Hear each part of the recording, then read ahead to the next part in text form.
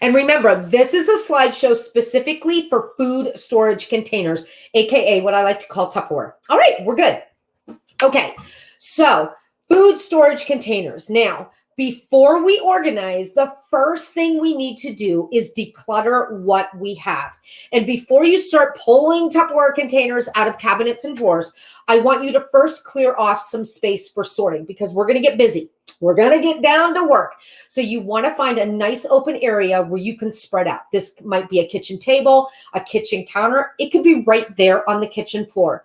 The good news is this is going to be a quick project, so you don't have to worry about this spilling over to interrupt your dinner or go on more than one day. This should be a relatively quick project. Okay, once you have a designated area, cleaned off space where you can get to work, I want you to empty everything out of your current storage area or areas. Because I'm sure some of you might have more than one spot where you have Tupperware. You might have it accidentally sitting out on the counter or in a pantry or in a drawer, cabinet, whatever it is. I want you to open up all those cabinets and whatever lid you find, whatever container you find, get it out and put it down on your sorting area. Then what you need to do is make a pile. It doesn't have to be neat. Just get it all in there in your designated space. And I want you to sort your container into 4 specific piles. The first pile is your keep pile. These are the containers that you are going to put back in your organized space. Now, in order to do this, you kind of need to pull out the containers you know that you use most often. And we know what they are. Whenever we grab containers, we tend to grab the same ones over and over. So grab those containers, make sure they have a corresponding lid, and I want you to critique that lid. Make sure that it fits, it's not cracked, it's not melted, it's secure, because the purpose of these containers is to keep our food stored in a safe way so that it lasts the longest and saves us money, and it doesn't make us sick because it wasn't stored correctly. So be ruthless when you're looking at these lids and containers. Next, once you get all of the containers that you're going to keep in their own area, in your keep area, I want you to then go through and pull out any containers that need to be tossed. These are containers that are missing lids. These are lids that are missing containers. I have no idea how that happens. And these are containers that are either broken, cracked, or melted. So go through everything and really take a good look at it. I want you to be ruthless with your lids. Really take a good look at them so that you know for sure if they have a crack in them, it is probably time to get rid of them and invest in new containers. The good news is most storage containers are relatively inexpensive, so you don't have to be guilty for tossing something that is damaged and then replacing it with something that is not damaged. Okay, the next pile is the giveaway pile. This is the pile that you don't want to donate because it's still a really nice container, but you don't have any more use for it. So if you're not sure who you can give a container to, if you know a young couple that just moved in your neighborhood or a family member that just moved into their new home, stocking a full and complete kitchen can cost a lot of money. So those storage containers might be a wonderful help to that young couple. If you know a nephew, a friend, a child of your own that is going away to college, storage containers work great for not only home baked goods, but for pens, pencils, other office supplies, and toiletries for the bathroom. So that might be another area where you can give second life to your storage containers. Finally, maybe you know somebody that's a shut-in, that has been stuck at home, that hasn't been able to get out of the house in a while. Why don't you bake some bread or cookies, put them in the container, and then drop them off at this person's house and let them know the entire package is theirs to keep. What a wonderful way to give new life to a container that you no longer need or use. And then finally, the donate pile. So these are items that you feel others will benefit from. This is any charity that is local in your area. That could be Salvation Army. That could be a church that runs a giveaway charity. Maybe the food pantry could use storage containers. The Humane Society, they're always looking for storage containers. Possibly a nursing home, a battered women's shelter. Any place that is going to accept a donation, they're always looking for help and they're always grateful for that help. So maybe not always give your donations to the same place. Try to pick different and unique places so that you're spreading the love a little bit. The one tip I want to give you about donation boxes is once a box or bag is full, I want you to tape that baby up and I want you to take it right out to your car and put it in the trunk. The reason being is if you put it in a box and set it off to the side, telling yourself you'll donate it later and you forget, what do you have? More clutter to go through. And you've already done the hard part and made the decision to donate that item. Don't put yourself through that unnecessary work, asking yourself to go through those items again. Get it labeled donation, get it out to your car. The next time you run errands, go to church, go to work, go to the store, whatever it is, drop those donations off. I just dropped 3 huge boxes off yesterday. Drop them off, get them out of your house, and take another step towards a clutter-free home. Okay, so let's take a breath because we just did a whole bunch of work, right? So everything is organized in piles, and the donation box is in the trunk. The giveaway box is hopefully labeled and in your trunk as well, so you can drop that box off. The toss items are in the trash, and the only thing that is left is the keep pile, the storage containers that you are going to return to the same home or the new home. Now, if you already have an organizing area set up for your storage containers, I want you to know that that's not set in stone. There is no rule that says you cannot pick a new location. So I want you to go into your kitchen, and I want you to shop your kitchen for the optimal space for your Tupperware and food storage containers. Take a look around. Look at the cabinets. See what's being utilized in the best way. Maybe where you have your storage containers at now just doesn't make sense. Maybe it's better to have it close to the counter where you're actually preparing the leftovers from that night's dinner. Maybe it's best to have them closer to the sink so when you get done washing them, you can put them right away. Kind of look around at what areas you have and see if a space that you're using for something else might be better suited for your food storage containers. Now, a note I want to remind you of, if you are going to relocate them in a new space, then what you want to do is whatever items are in the new space, put them in the original food storage area. Because if not, you're going to start a domino effect that could last you days. I don't want you to say, okay, I'm going to take this out, but I don't want to put them there. I'm going to put them in this place and then end up taking more things out, moving your entire kitchen around. That's not what this project is all about. Just do a swap for right now. Remove what you want, remove what's in the new space where you want to keep your storage containers and put them in the original space that you were using till now. And then you can always go back and fix things later on when you have time. Okay.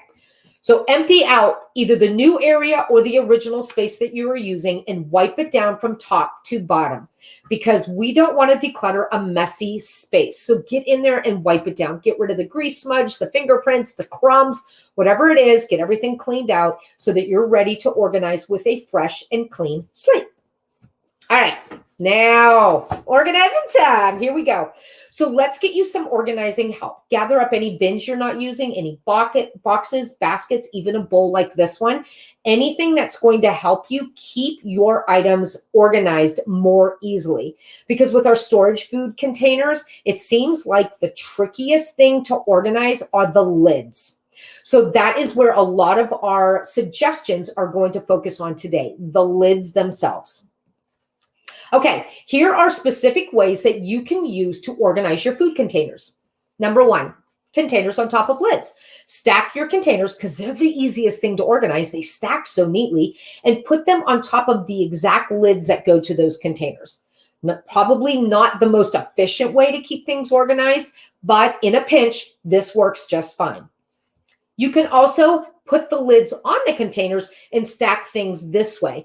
Now, if you have a family that helps with cleanup after dinner or a spouse, this might be more preferable to this method because you don't have your spouse saying, I can't find the lid to this container. Where is the lid to this container? It's already there. It's already on. It's good to go. If you choose to organize your containers this way, a suggestion to make sure your containers are 100% dry before you put the lid on so that the container does not get moist or mildew on the inside. Keep containers alone inside of a cabinet. Who says the lids have to be right there with the container? If your kitchen allows for enough space, Keep your containers separate in its own container, and then keep the lids in a drawer or in a basket on a different shelf or cabinet. Whatever works best for the situation that you're in. The trick is the lids. So see right here, a big, I think that's a cake top lid. A cake top lid is holding those lids very neatly in a basket over there, and then the big lids are on the front. There's no rules, guys. You want to work with the space that you have available and your organizing personality. Keep it simple so not only you are able to stick with it, but your family is as well. Keep complete containers in a deep bin and store them vertically. This is a great tip if it's hard for you to see the sized containers when you're trying to find what it is when you're trying to store food at the end of a meal. So the one thing nice about this is a deep, heavy-duty basket. You could put it in a lower cabinet and use some of those cabinets that you're not fond of using right now. And when you're storing food, just pull that whole basket out, set it right on the counter, pick the size you need, put the food in, put the lid on, set it off to the side, pick the next size you need, put the food in, put the lid on, set it off to the side, and turn putting leftovers in containers into a super efficient, streamlined task. Or you could keep things separate. If you have a lot of containers, get 2 heavy-duty baskets and keep the lids in one and the containers in another. You can still pull out the bins as you need them. You can still store your food super efficiently, and you can still keep things easy to put away and easy to find. Okay, let's do a little bit of tough love while we're here. I want to remind you guys, if it takes too long to find the container you need, maybe, just maybe, you have too many containers. So what I want you to do is to pare back a bit on how many containers you have. I totally get it. You spent money for these containers and you're afraid if I get rid of a container that I need, I'm going to have to go out and buy a new container. I'm going to be kicking myself for getting rid of it. Well, here's the thing. Containers aren't that expensive. So it's not going to be the end of the world. If you find 3 months from now, a container that you donated previously is something you need, it's not going to be the end of the world. It's not, but it's going to free up so much space if you don't need that container 3 months from now. So to help you pare back a bit on your Tupperware collection, I have a tip for you, and it comes from the closet, and it's called the hanger tip. This is my favorite decluttering tip for the closet, and if you don't know what the hanger tip is, let's go over that quickly. So basically how it works. If you want to declutter your closet, you take all of the hangers inside and you turn them backwards. Every time you wear an outfit, once it's cleaned and ready to go back into your closet, you correct the hanger facing it the right way. At the end of a certain time, usually for a closet, it's a month, whatever hangers are still facing the wrong way, that is your clue that you do not wear those clothes as often as you thought you did. So that makes it easier for you to remove those items and declutter your closet down to a more realistic one. We're going to do the same thing with your food storage containers, except we're going to use a laundry basket. So what I want you to do is once you have your keep pile done, I want you to put everything inside of a laundry basket. Now you're going to keep the laundry basket out, either in a walk-in pantry, down in a hallway, somewhere that you're not going to trip on it, but you still remember where that container is. If you have a large kitchen counter, maybe put it in the corner or off to the side. Keep everything inside of that laundry basket. Then as you use a container, wash it and you go to put it away, I want you to put that clean container in a different basket, okay? And this is going to help you better determine what containers you use and what containers you don't. So you want to pick a time frame, either 1 month, 2 months, or 3 months. And this way, at the end of that time frame, look at the laundry basket, and I'm sure most of the containers in there you could probably donate without freaking out. And then look at your the basket that has the containers in that you use and see if that's a reasonable supply that you need for storing leftovers. This one tip alone is going to help you declutter your collection without all of the anxiety and overwhelm that comes with getting rid of something you just might need later on.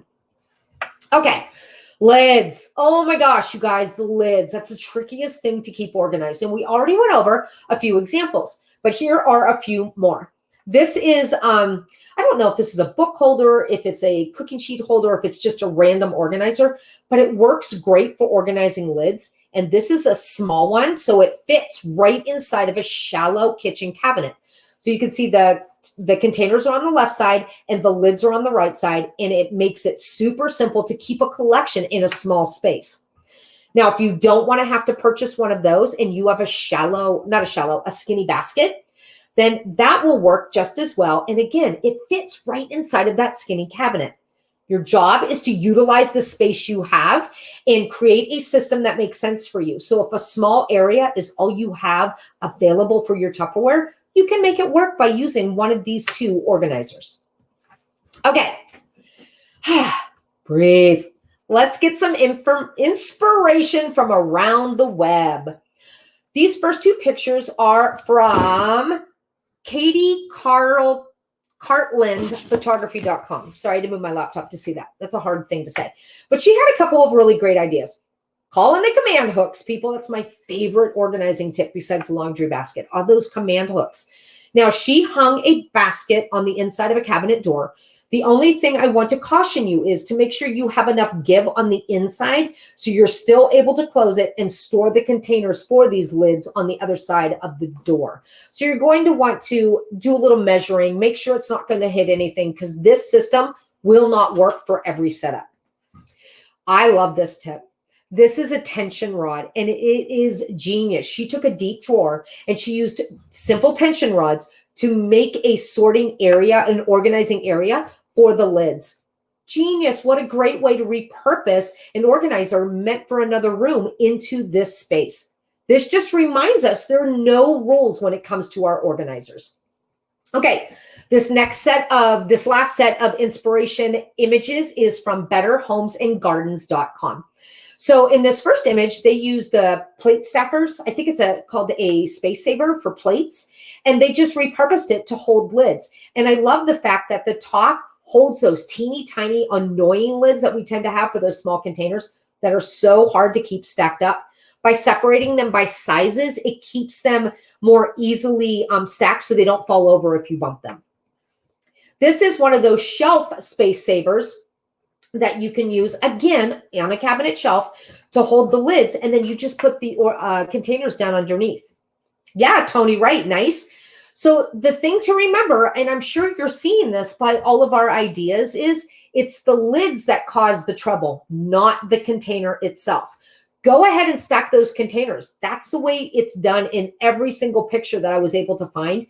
If you can find a system to hold the lids that works for the area that you're putting your containers in, then you're done. Then you're good. Don't overthink it. Just run with it. And then these are just some cardboard boxes that are covered with contact paper. And then again, the containers and the lids are all put in the box. Keep it simple, guys. Use what you have. You don't have to go all crazy town and invest a lot of money to organize your food containers. You can use a basket in a pantry. You can use a big bin on the floor. You can use a small container in a cabinet. You can use a skinny shelf like I showed you in the beginning. You can use a shallow drawer. Whatever it is, take a look at the room that you have. Take a look at the containers you are going to keep. Shop your home for a container that will give you a solution that you and your family can stick with, and you're done.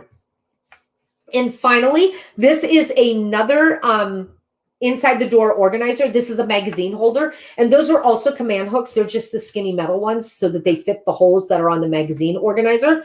But again, make sure it fits inside your cabinet. You want to test it before you install it.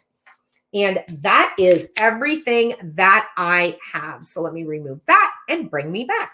Oh, I got so excited jumping around that I moved my necklace. I hope you guys found that inspiration video helpful. Again, don't overthink it. It doesn't have to be sophisticated. Nobody's going to see this organizing area but you. So use what you have and make it work for what you need. The number one goal is to make sure that you are going to be able to stick with it for the long haul. The number two goal is to make sure that your husband, your spouse, and your family will be able to stick with it for the long haul so you're not picking up after their mess. And the number three goal is to figure out how to organize the lids, and the containers will take care of themselves.